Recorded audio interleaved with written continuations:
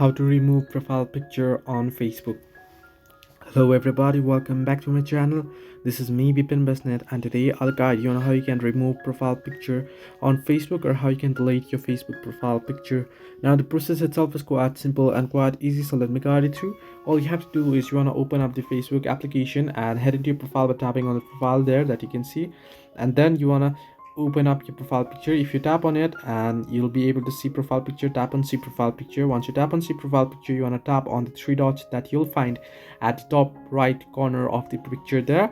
You want to simply tap on it, and here you can see various options. Under edit caption option there, you can see the delete photo option. Tap on it and it'll ask you for confirmation, are you sure you want to delete this photo? If you tap on delete, it'll be deleted and it'll be removed permanently, and your profile picture will be removed as well. So this way you can remove profile picture on Facebook. Hope this helped you. Do like and subscribe, and do not forget to leave a comment down below if you have any further issues.